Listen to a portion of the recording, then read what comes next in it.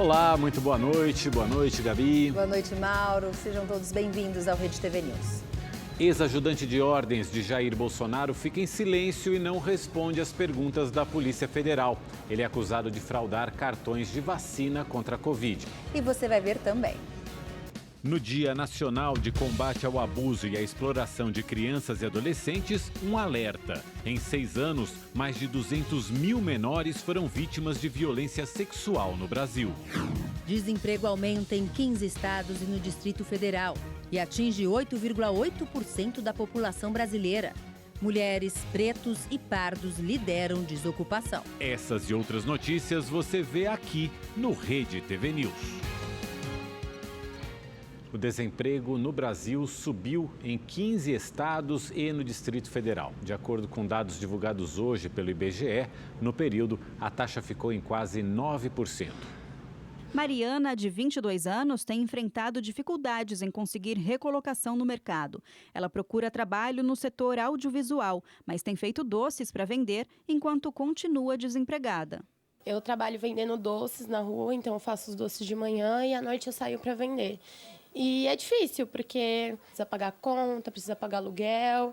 Eu tive que abrir mão da minha casa, voltei a morar com a minha mãe. O perfil da Mariana se encaixa no recorte social daqueles que estão nas maiores estatísticas. Entre janeiro e março, segundo a Pesquisa Nacional de Amostra por Domicílios, a desocupação para as mulheres foi de 10,8%, enquanto para os homens foi de 7,2%. Na divisão por cor ou raça, o índice ficou em 11,3% para os pretos, 10,1% para os pardos e 6,8% para os brancos. Infelizmente, o desemprego para mulheres, para negros, para pardos é maior do que para brancos, né? Isso reflete um problema estrutural do país. O Nordeste é a região com a maior taxa de desocupação. Os estados mais impactados são Bahia e Pernambuco. Em seguida, vem o Norte, com o maior índice no Amapá. Depois, o Sudeste. No Rio de Janeiro, a taxa é de 11,4%. Já no Centro-Oeste, Goiás ficou com a maior porcentagem. E o Sul foi o que teve os menores índices. De acordo com o IBGE, o aumento da desocupação e a queda da ocupação, de forma simultânea, resultaram no crescimento da taxa de desemprego nessas regiões, com média de 8,8%, o que representa quase 9 milhões e meio de pessoas, uma alta de 0,9% em comparação com o trimestre anterior, entre outubro e dezembro, quando a taxa ficou em 7,9%. Apesar da elevação, esse é o menor resultado para o período de janeiro a março, desde 2015. A renda está crescendo, né? Com os indicadores também de rendimento mostram um aumento nos últimos 12 meses. Então, é bem capaz, é muito provável que a gente tenha um aumento do emprego nos próximos meses e uma queda do desemprego, ainda que não muito significativo, né? Mas a tendência que vinha se observando de redução no desemprego deve se manter. E o Bolsa Família de maio começou a ser pago hoje, com um valor médio recorde de R$ 672,45 por família. É o maior da história do programa. Só neste mês, 200 mil novos lares entraram no cadastro do Bolsa Família. O investimento também é histórico, 14 bilhões e 100 milhões de reais. Desde o relançamento do programa em março, mais de 1 milhão de famílias passaram a fazer parte do programa social. São pessoas que preenchem os requisitos, mas estavam fora da lista de beneficiários. Atualmente, mais de 21 milhões de famílias são contempladas. A busca ativa tem sido fundamental para alcançar as pessoas que ainda não estão no programa. A gente trabalha integrado com o município, com o estado, as pessoas ali no busca ativa e o resultado. 1 milhão dessas famílias agora sendo atendidas, podendo ali fazer a compra de alimentos, podendo atender a necessidades básicas. Essa é uma vitória do social, é uma vitória de quem mais precisa. São Paulo é o estado com o maior número de novas concessões, seguido de Bahia e Minas Gerais. O pagamento deste mês inclui os R$ 150 adicionais para mais de 9 milhões de crianças entre 0 e 6 anos. A partir de junho, gestantes, além de crianças e adolescentes de 7 a 18 anos, vão receber mais R$ 50 cada.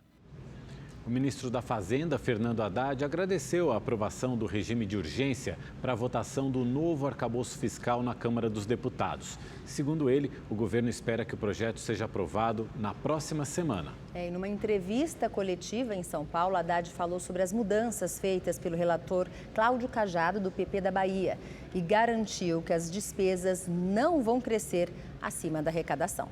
O ano que vem, que é o primeiro ano, né, de vigência desse novo marco, a despesa vai crescer menos do que 50% do aumento da receita em todos os cenários projetados, tanto pelo Tesouro quanto pela Receita. Essa regra fiscal, ela tem uma estratégia de recomposição do resultado primário, que é a receita crescer acima da despesa,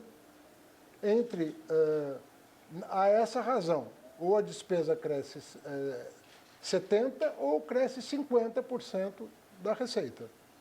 Essa é a base do modelo. 70% quando as metas fiscais são atingidas, 50% quando as metas fiscais deixarem a desejar. Hoje é o Dia Nacional de Combate ao Abuso e à Exploração Sexual de Crianças e Adolescentes. Dados do governo revelam que ocorrem cerca de 80 casos por dia no Brasil. No Hospital Infantil Albert Sabin, em referência no atendimento às vítimas de abuso e exploração sexual no Ceará, o dia foi de intervenções lúdicas para aperfeiçoar o trabalho da equipe multidisciplinar. Desde 2021, 180 crianças foram tratadas aqui. A gente tem uma série de perfis de tipos de violência, né? O mais comum realmente são as violências que causam lacerações, né, nas crianças. Mas assim,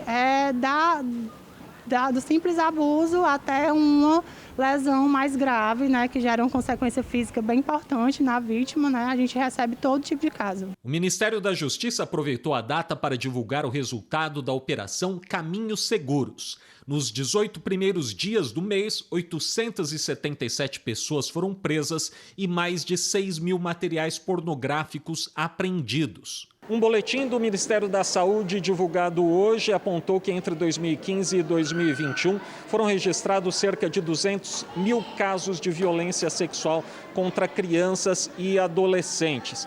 Desses, 40% tinham até 9 anos de idade. Os dados do Ministério da Saúde apontam ainda que entre as vítimas de abuso sexual, 77% eram meninas, 23% meninos e 3.300 eram bebês. A gente tem estudos que comprovam que a pessoa que comete esse ato, ela faz o vínculo, né, com a criança. Ela é uma pessoa que está bem próxima, não só da criança, como também da família. É aquela pessoa que jamais cogitaria que fosse capaz de fazer isso. A data de hoje foi instituída em 2000 como um dia de mobilização nacional de combate ao abuso e à exploração sexual de crianças e adolescentes, em memória de Araceli Crespo, de apenas 8 anos, sequestrada, violentada e assassinada em 18 de maio de 1973. 50 anos de combate a uma crueldade que faz a vítima sofrer calada. A criança que for muito extrovertida, geralmente ela vai ficar mais contida, não vai falar muito, né? Ela evita estar próximo do agressor, né? Diz que tem medo, né? Às vezes tem crianças que têm pesadelos, sonhos, né? Tem ideações suicidas. E hoje em Brasília, o ministro dos Direitos Humanos e Cidadania, Silvio Almeida, participou de um evento de combate ao abuso sexual de crianças e adolescentes. No discurso no Palácio do Planalto, o ministro lembrou uma fala do ex-presidente Jair Bolsonaro sobre pintar um clima com adolescentes. Crianças e adolescentes, que todas as pessoas entendam de uma vez por todas, você merece viver sem medo, sem violência, sem abuso e sem exploração. Eu quero viver num país, em um mundo, em que eu não tenha medo do fato da minha filha ser preta, mulher, criança, adolescente. Eu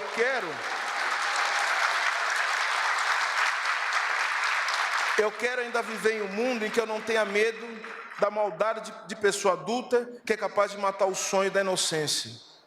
Eu não quero viver em um mundo em que o representante diga que pintou um clima com adolescentes.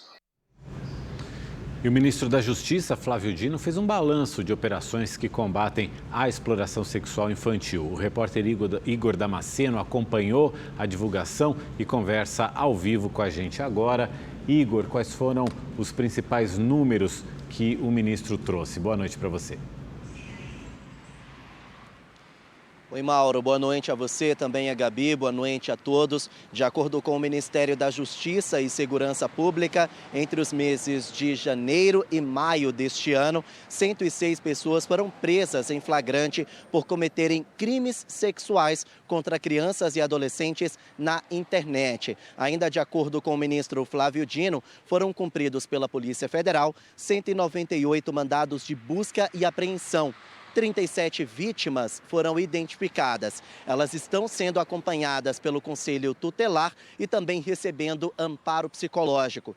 6.100 materiais pornográficos infanto-juvenis foram apreendidos pela PF. Eles eram expostos na Deep Web, a parte oculta da internet. Flávio Dino disse ainda que as plataformas digitais têm ajudado na identificação de criminosos, mas cobrou ações mais efetivas. Vamos acompanhar. No caso de crimes sexuais, a colaboração é significativa, eu diria. É uma causa que tem muita sensibilidade positiva, eu diria. O que nós lamentamos é que não haja um cuidado. Igor, e o que o ministro disse aí sobre crimes ambientais na Amazônia? Pois é, Gabi, o ministro anunciou uma redução significativa da presença de criminosos nos estados de Roraima e Amazonas. Segundo Flávio Dino, entre janeiro e abril deste ano, 2.800 quilômetros quadrados da região amazônica foram desmatados. É um número alto, mas se comparado ao mesmo período do ano anterior, a redução foi de 35%. Flávio Dino disse ainda que em território Yanomami foram feitas 74 prisões em flagrante e 465 equipamentos utilizados no garimpo ilegal foram apreendidos pela Polícia Federal em conjunto com o IBAMA. Assim como no combate à exploração sexual infantil, as operações de combate ao garimpo vão continuar sendo feitas pela Polícia Federal. Voltamos ao estúdio. Obrigado, Igor. E o Supremo Tribunal Federal formou maioria para condenar o ex-senador e ex-presidente Fernando Collor por corrupção passiva e lavagem de dinheiro. O relator do caso, o ministro Edson Fachin, considerou que há provas suficientes de que Collor praticou os crimes utilizando sua função parlamentar. Também votaram pela condenação os ministros Alexandre de Moraes, André Mendonça, Luiz Roberto Barroso, Luiz Fux e Carmen Lúcia. O ex-senador é acusado de receber quase 30 milhões de reais em propina da BR Distribuidora. A investigação é um desdobramento da Operação Lava Jato. A defesa de Collor diz que não há provas para comprovar a participação do ex-senador em irregularidades. A sessão foi interrompida e deve ser retomada na semana que vem. Mauro Cid, o ex-ajudante de ordens do ex-presidente Jair Bolsonaro, ficou em silêncio durante o depoimento hoje à Polícia Federal. Ele enfrenta a acusação de fraude em dados do sistema de vacinação do Ministério da Saúde. Mauro Cid chegou à sede da Polícia Federal, em Brasília, por volta de 2h30 da tarde. No depoimento, o tenente-coronel Cid ficou em silêncio. Ele logo voltou para o Batalhão de Polícia do Exército de Brasília, onde está preso desde o dia 3 de maio. O ex-ajudante de Bolsonaro é suspeito de organizar e operar alterações nos cartões de vacina do ex-presidente, da filha Laura e de falsificar os dados dele e de familiares. O ex-presidente prestou depoimento na última terça e negou participação na fraude. Agora, Cid precisa explicar aos investigadores se cumpriu ou não ordens de Bolsonaro para falsificar os dados. A suspeita é que a fraude tenha sido para driblar a legislação, que restringia a circulação de não vacinados na pandemia. O depoimento da esposa de Mauro Cid na Polícia Federal está marcado para amanhã. E a CPI da Câmara Legislativa do Distrito Federal, que investiga os atos antidemocráticos de 8 de janeiro, aprovou hoje o requerimento para o depoimento do tenente-coronel Mauro Cid. Ele será chamado para falar dos fatos ocorridos entre os dias 12 de dezembro e 8 de janeiro. Ao contrário de outros envolvidos que serão convidados, a CPI decidiu convocar Mauro Cid. Com isso, o ex-ajudante de ordens do ex-presidente Jair Bolsonaro será obrigado a comparecer. A data do depoimento ainda não foi marcada. Bolsonaro foi hoje ao Senado, segundo ele, para visitar o filho, o senador Flávio Bolsonaro. Na saída, ele conversou com jornalistas e comentou sobre a relação com o tenente-coronel Mauro Cid, ex-ajudante de ordens. Não tenho conversado com ele, está em segredo de justiça, isso aí. O que eu vi agora no rodapé de uma TV lá, que foi coincidência, isso é ele, para advogado dele. Ele foi um excelente oficial do Exército Brasileiro, jovem ainda, forças especiais, comandos, paraquedista, primeiro lugar de quase todo o curso que fez, certo? Ele fez o melhor de si. Peço a Deus que não tenha errado, tá? E cada um siga a sua vida. Os senadores Mara Gabrilli e Flávio Bolsonaro, além da deputada Carla Zambelli, foram multados em R$10 mil pelo Tribunal Superior Eleitoral. Segundo a decisão, durante a campanha eleitoral do ano passado, a senadora deu uma entrevista relacionando o PT e o então candidato a presidente, Luiz Inácio Lula da Silva, ao assassinato do prefeito de Santo André, Celso Daniel. A entrevista foi compartilhada nas redes sociais por Flávio Bolsonaro e Carla Zambelli. Em nota, a defesa de Mara Gabrilli disse que a cliente não divulgou a entrevista nas redes sociais, apenas expressou sua opinião e vai recorrer. Os advogados da deputada Carla Zambelli também informaram que vão recorrer. O senador Flávio Bolsonaro não retornou o contato da nossa produção. O ministro do Supremo Tribunal Federal, Luiz Roberto Barroso, pediu que a Câmara se manifeste em 10 dias sobre a proposta de emenda constitucional que anistia partidos políticos que cometeram irregularidades eleitorais. Entre elas, não respeitar as cotas obrigatórias de candidaturas femininas e negras. O pedido se refere a um mandado de segurança feito pela deputada Sâmia Bonfim, do PSOL. Ela quer impedir a tramitação da PEC. O IBAMA negou um pedido da Petrobras para fazer pesquisas sobre a exploração de petróleo na foz do Rio Amazonas. A decisão provocou reações no Amapá. A mais forte foi a do líder do governo no Congresso, o senador Randolfo Rodrigues. Além de pedir a desfiliação da rede, partido da ministra do Meio Ambiente, Marina Silva, ele disse que vai procurar o presidente Lula para tentar reverter essa situação.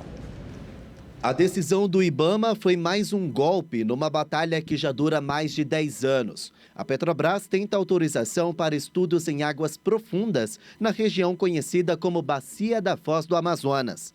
O presidente do Instituto, Rodrigo Agostinho, acompanhou o parecer técnico que aponta falhas no projeto da empresa.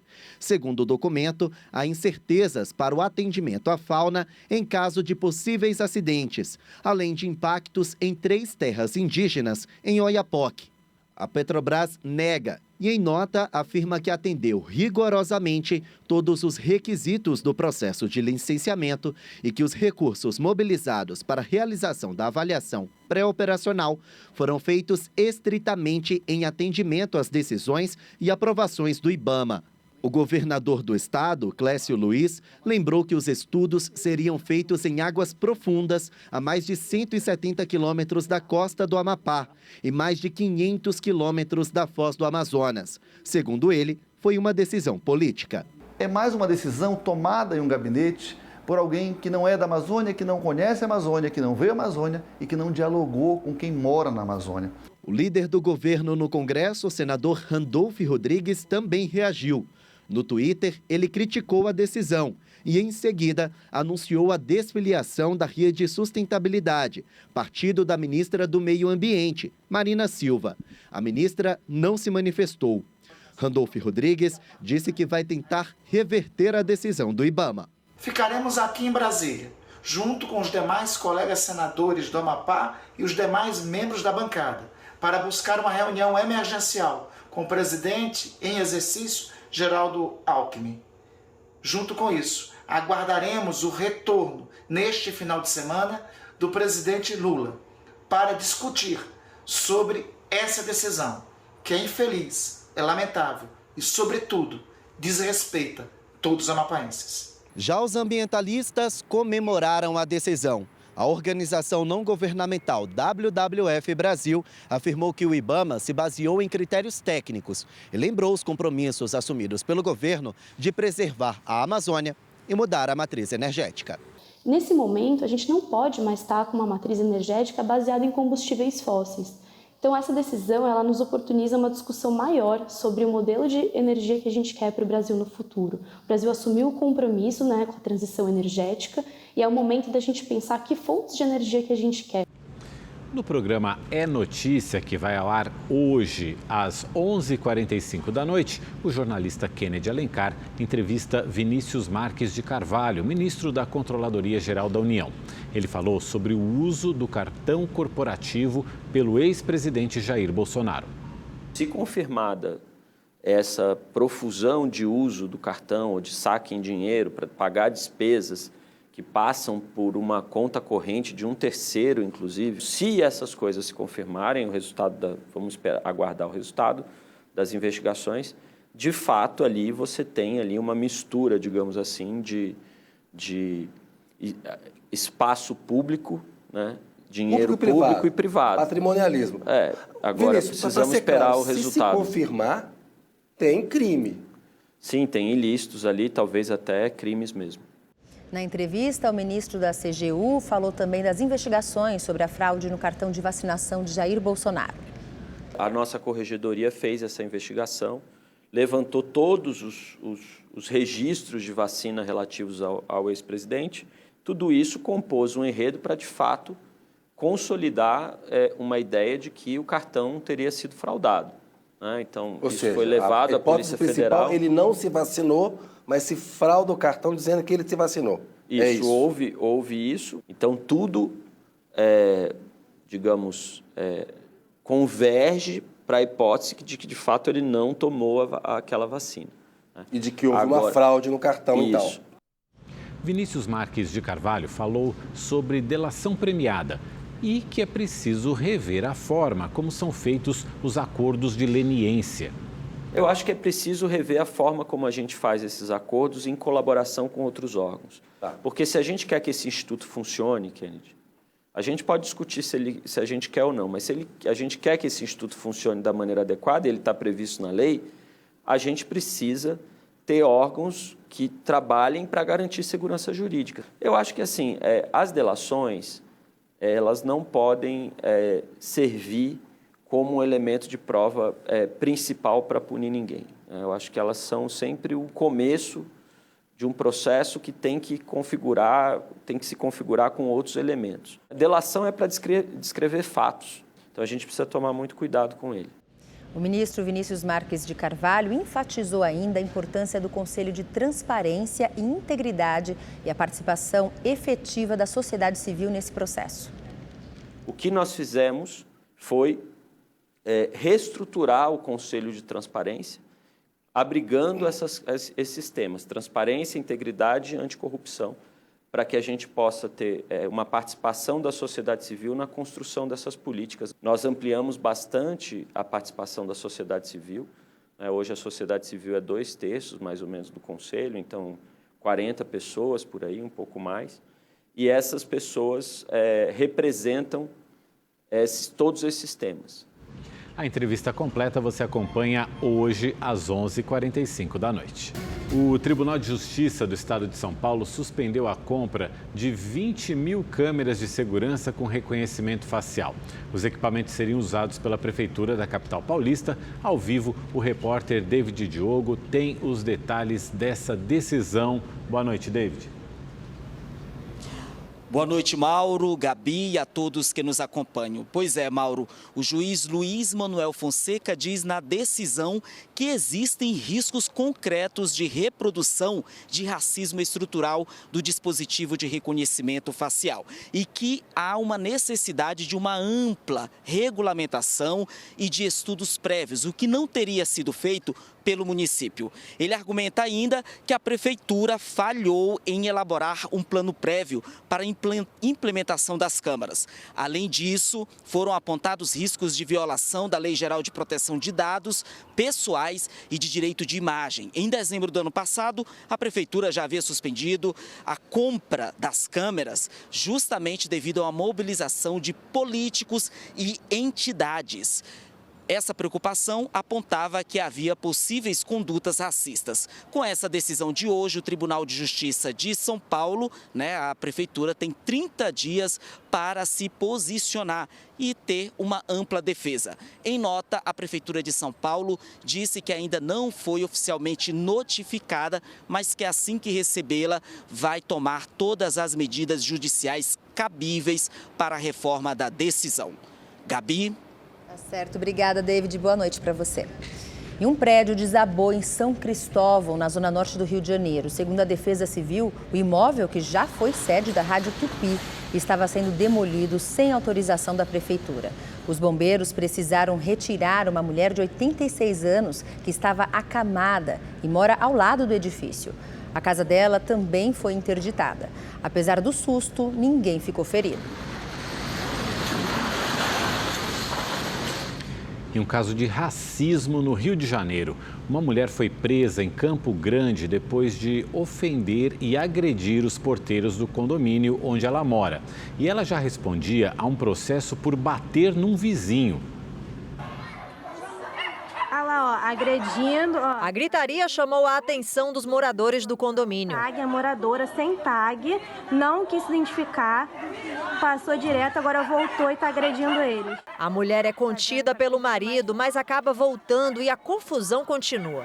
Não me faça sua mão! O caso aconteceu no último dia 8, neste condomínio em Campo Grande, na zona oeste do Rio de Janeiro. Segundo os porteiros, Sandra Regina Vilela estava em um carro de aplicativo e foi abordada para que fizesse a identificação dos ocupantes. A mesma não tinha tag para que fosse liberada a cancela, para que a mesma entrasse no condomínio, e também não se identificou no interfone, o que facilitaria a entrada dela no condomínio. Nós, pelo procedimento, fomos fazer a abordagem para constatar se realmente era moradora do condomínio, e a mesma, sem motivo algum, colocou o corpo para fora do carro e já começou a nos ofender. Começou a me ofender com palavras racistas, me chamando de macaco. O vigilante Edson Ferreira de Barros foi agredido com socos. Sandra foi presa em flagrante por lesão corporal e injúria contra os dois porteiros. E esta não foi a primeira confusão que ela se envolveu. Em novembro do ano passado, ela xingou outro morador, dizendo que não gosta de homossexuais. Dias depois, ela o agrediu com chutes e socos e está respondendo o processo na justiça. A justiça converteu a prisão em flagrante de Sandra em preventiva e determinou que ela responda o processo presa para que não cometa outros delitos. Esse fato dela já ser uma pessoa agressiva e que homofóbica e que racista, de forma repetitiva, certamente contribuiu com a mantença da prisão dela. A gente não espera que no ambiente de trabalho a gente possa ser agredido verbalmente, com palavras de racismo, ser agredido fisicamente. Então, assim, é um sentido de impunidade. Eu espero que a justiça seja feita e que ela pague pelos delitos dela. Nós não conseguimos contato com a defesa de Sandra Vilela. Um morador de Buriticupu, no Maranhão, gravou a enxurrada saindo de uma das vossorocas do município durante uma forte chuva na manhã de hoje. Vossoroca é o nome dado a esse tipo de erosão que atinge o lençol freático. A cidade tem 26 crateras. De acordo com os pesquisadores da região, o fenômeno natural já engoliu mais de 50 casas na cidade. 5 pessoas morreram. O Ministério da Saúde confirmou o primeiro caso suspeito de gripe aviária em humanos no Brasil. O registro foi feito no Espírito Santo, mesmo estado onde 3 aves tiveram a doença confirmada no início da semana. Outros 4 casos suspeitos em animais são investigados. O paciente é um homem de 61 anos, funcionário deste parque municipal, que fica em Vitória, capital capixaba. O idoso teve contato com uma das 3 aves contaminadas da espécie conhecida como 30 réis bando. Com sintomas gripais leves, o paciente está isolado e é monitorado por médicos, como determina o protocolo da vigilância sanitária. Apenas um estava suspeito com síndrome gripal. mas nas últimas 24 horas ele já se encontra assintomático. Então, nós vamos aguardar mais 24 horas para fazer a liberação desse paciente. As amostras de outras 32 pessoas que trabalham no parque estão em análise no Laboratório Central de Saúde Pública aqui do Espírito Santo. O material coletado também será enviado para a Fiocruz, que é referência aqui para o estado. 26 aves que viviam no parque precisaram ser sacrificadas pelo risco de terem sido infectadas. É uma doença, né, que ela não tinha no Brasil até o momento, não tinha sido identificada. E ela é de alta patogenicidade, a transmissão dela é muito fácil, a transmissibilidade dela é muito rápida e se ela entrar em contato com o animal, a letalidade também é alta. Então, o animal tem esse risco de um animal pode contaminar um grupo muito grande de animais. O local está interditado para visitas pelos próximos 15 dias. Essa mulher tentou entrar e não conseguiu. Olha, você que se acostumou a usar adoçante no cafezinho, no suco e nas suas receitas, preste atenção, viu, nessa reportagem. De acordo com um estudo da Organização Mundial da Saúde, o uso prolongado do produto pode provocar doenças. Criados para ajudar a manter a saúde, os adoçantes artificiais estão presentes em vários tipos de alimentos. No cafezinho, por exemplo, para muita gente é indispensável. O café com leite é o principal. Às vezes algum suco, alguma coisa, né, que vem no restaurante, a gente pede também, eu coloco. Mas realmente virou um hábito diário para mim, o adoçante. Nesta padaria, o adoçante é hoje a preferência de 30% dos clientes. Eu compro em porcentagem, mais ou menos 70% em açúcar, sachê ali, e os 30% em adoçante. Então acho que essa é a base de consumo dos nossos clientes aqui. Só que agora uma nova diretriz divulgada pela Organização Mundial da Saúde desmistifica os benefícios dos adoçantes. De acordo com a OMS, o uso prolongado do produto pode, inclusive, aumentar o risco de contrair o diabetes tipo 2 e doenças cardiovasculares. Segundo o estudo, não existem evidências de que o uso do adoçante reduza a gordura corporal em adultos ou crianças. E, por isso, não deve ser utilizado para substituir o açúcar visando o controle do peso. A Agência Nacional de Vigilância Sanitária, a Anvisa, afirmou que está acompanhando atentamente as discussões sobre o tema e que vai se unir ao Ministério da Saúde para avaliar o contexto do uso dos adoçantes no país. A Aline sempre gostou de tudo muito doce e, achando que era mais saudável, acabou optando pelo adoçante ao invés do açúcar convencional. Eu recebi com uma certa preocupação essa notícia, né, de que os adoçantes não são tão indicados no processo de emagrecimento, porque vai contra tudo que a gente ouviu até agora, né? Esta médica endocrinologista diz que não há motivos para alarde, mas que é preciso estar atento ao consumo em excesso, principalmente de produtos da indústria alimentícia. O maior consumo dos adoçantes está nos produtos industrializados, então nos refrigerantes, nas bebidas lácteas. Então esse adoçante, na maioria das vezes, a gente não identifica. O que a gente recomenda para a população é que, se tiver que fazer o uso, né, faça sempre com moderação. Estudos mostram como a igualdade entre gêneros ainda é uma realidade distante em ambientes corporativos. Em São Paulo, executivas criaram um grupo para estimular a presença feminina nos conselhos de administração de grandes empresas. Ainda faltam mais de 130 anos para que homens e mulheres tenham oportunidades iguais, ou seja, para que haja equidade entre os sexos. É o que mostra o último relatório global de desigualdade de gênero elaborado pelo Fórum Econômico Mundial. Diante de dados como esses, a Andréia e a Sandra se uniram e criaram uma associação de executivas. Hoje as mulheres representam 16% dos conselhos, das cadeiras de conselho no Brasil. E nós sentimos necessidade, porque nós somos conselheiras, e a gente vê que quando a gente participa de um conselho, muito raramente existe uma mulher no conselho.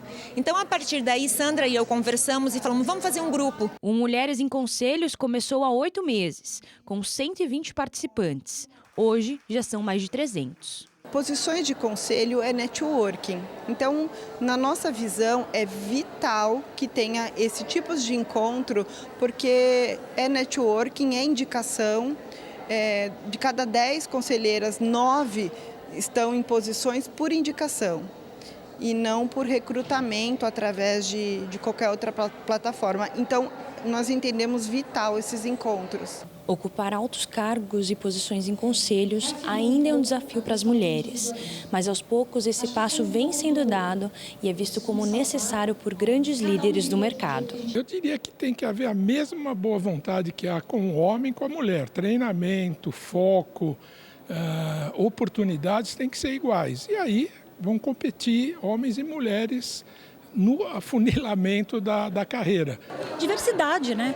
Gente que pensa diferente, gente que tem experiências diferentes, gente que traz uma história de vida que é complementar à tua.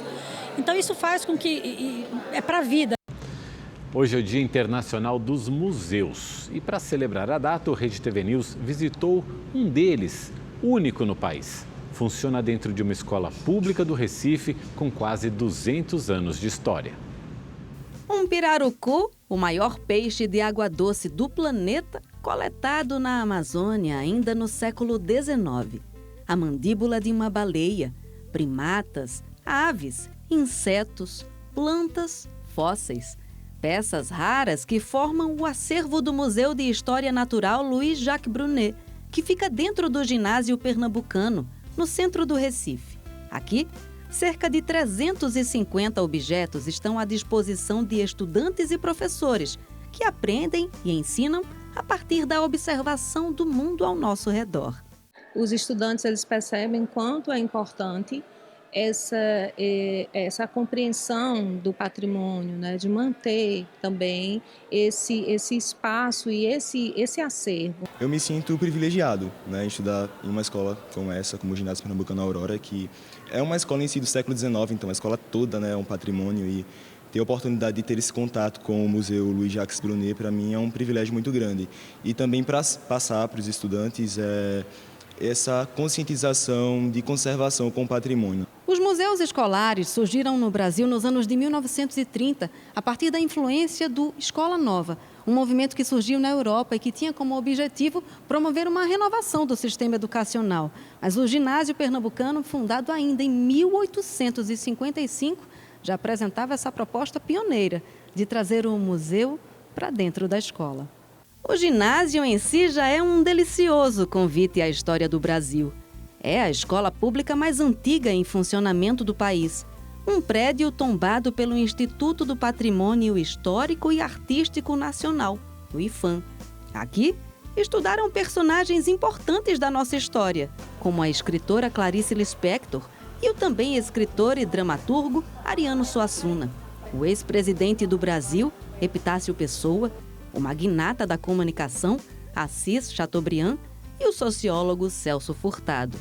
Sua arquitetura é em formato do numeral 2 em algarismo romano, uma homenagem ao imperador Dom Pedro II, que visitou a escola e presenteou a instituição. Em 1859 ele veio aqui fazer essa visita para a gente e ele deu de presente o pendão, que é o que a gente tem aqui atrás, que é como fosse essa bandeira, né? Em homenagem à escola, e diz a lenda que é bordado em fios de ouro. O acervo da biblioteca, com mais de 40 mil livros, abriga inúmeras obras raras, muitas delas escritas em francês, latim e inglês. Entre as raridades, esse livro do século XVI, que narra a expedição de uma nau francesa ao Brasil.